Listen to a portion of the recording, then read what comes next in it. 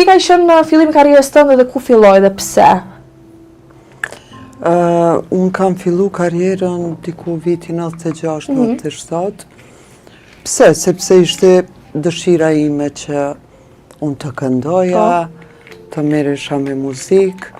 Më kujtohet kënga e parë është e kompozuar nga Violeta Reqipagiqi dhe teksti i saj, që unë e mezi prisja që ajo të ma kompozonte një këngë, sepse ka qenë një artiste... Sot nuk është një jetë? Nuk është një jetë, ka qenë një artiste shumë e madhe, dhe pastaj unë me atë këngë mora pjesë në festivalin Showfest, që mbajke në Prishtinë, dhe u zgjedha debitantja më e mirë. Patjetër. Po, kjo dëshira për muzikën ka nisur që në vajzëri, domethënë e vogël shumë, apo më vonë e ke parë që ndoshta mund të... Jo, shumë e vogël, shumë e kum dashur muzikën, shumë e kum dëgjuar muzikën. Ke ndonjë person për shembull nga familja që të ka shtyrë për pjesën e muzikës, të ka ndihmuar, të ka thënë që ti ke talent, duhet ta vazhdosh? Po, me të thënë drejtën, po, është ajo mami që më ka shty edhe më ka thënë, unë e non stop kum nej duke kërcy, duke imitu këngëtar tjerë, edhe kështu që kjo është dëshira ime që është plotsu, edhe kom vazhdu, pastaj me album, me këngë të reja, e sidomos me festivale. Festivalet kanë qenë një preferencë imja ku unë e shikja vetëm një promovu, po është ndjesi tjetër, është diçka ma që mu mlej kjo përshtypje, dhe sot dhe asaj dite unë edhe si thmi kom përcjell Eurosongun, Sanremon, edhe sot asaj dite nuk kalon një festival pa e përcjell. Patjetër. Po tani dua një pyetje, kam një pyetje për juve. Si jeni njohur? Si filloi kjo dashuria juaj? Pjesa pak më intime, familjare? Çka të them, jemi njohur në vitin 95. 95, okej.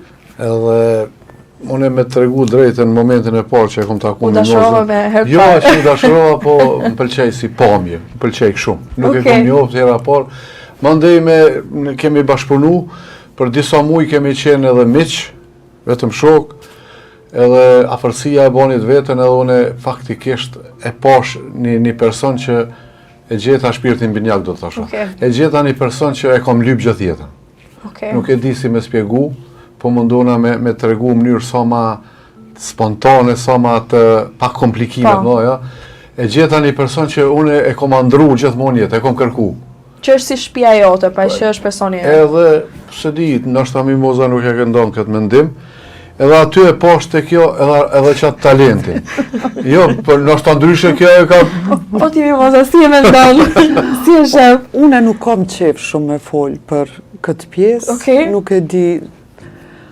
Ashtu është, si po thotë Shkumbini, nuk është kjo rastësi se na jemi që 30 vite bashk. Kriza në lidhje nuk kemi pas, edhe pse mund ndodhë me pas qifti, mirë po... Ne jemi zakonisht tonë në 6 vjetë edhe pastaj jenë në rregull. 30 vjetë bashkë. Po 30 vjetë bashkë është goxha, nuk kemi pas normal përlamje, mos pajtime, çdo çifti ka, mirë po ne i kemi pas një jetë shumë të mirë, një lidhje të mirë që normalisht ende vazhdon me 2 fëmijë të mëdhej që i kemi. Një vajzë dhe një djalë. Po. Po jeta artistike dhe prindërore, si e ndane? Është çike vështirë?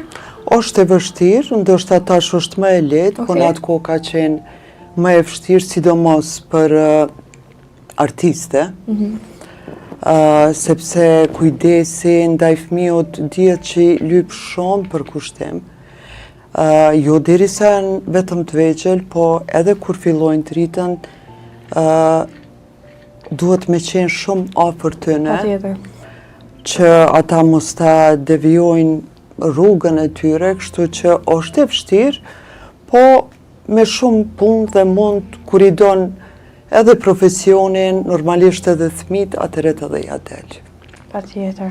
Po, kam një pyetje për ty Shkumbin. Ke dedikuar, me që jemi tek pjesa e dashurisë tani, i ke dedikuar ndonjë këngë mimozës?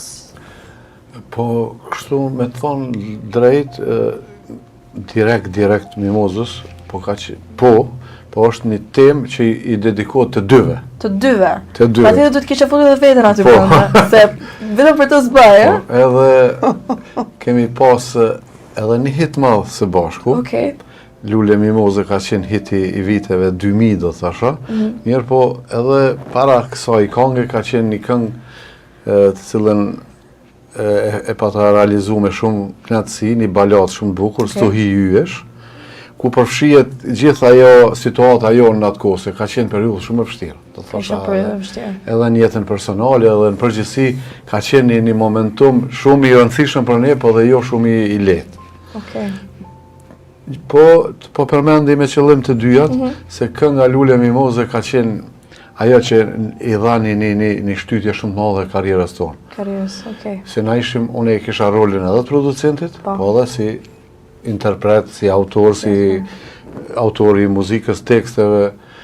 Edhe ishtë titulli i këngës Lule Mimoze, Mimoza hezitoj ke qyshti kjo në mi këndu këngë vetë. Pse është gjë më e bukur?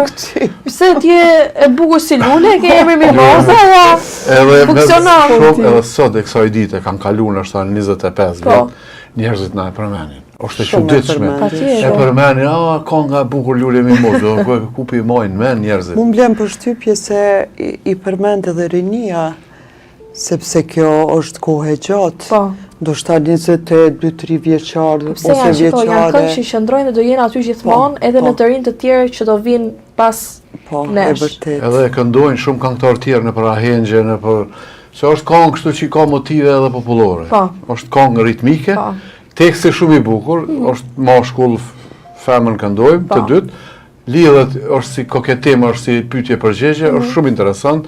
Sigurisht dikush gjenerata pak më të vjetrave që kanë dëgjuar këngë. Edhe kjo është që zakonisht muzika sot i dedikohet gjithmonë ka temë dashurinë. Edhe normalisht ajo inspirohesh ti dikun e merr një inspirim. Të vjen në mënyrë nështë të pavetëdijshme. Qoftë edhe tema muzikore, qoftë edhe teksti, janë të ndërthurura, nuk mundën me shku të vetë ndamas ato. Po ka edhe si poezi. Mirë po, unë për veti po flas gjithmonë, si autor i muzikës, gjithmonë e kam një ndjesi edhe muzika më bjen se çfarë tekstit bëj me atë këngë. Po për shembull sot, ose në një të ardhme, do bëni prapë ndonjë këngë tjetër bashk që t'jetë dhe më hit? Po, normal që do ta bëjmë, mirë po... Çfarë këngë do ishte? Do ishte për dashurinë prapë apo do ishte ndonjë gjë tjetër? Për dashuri, këngë pop, ma shumë preferoj muzikën moderne, pop, mirë po, atë këngë duhet me punu dikush që unë e vlerësoj edhe mendoj që e qëllon.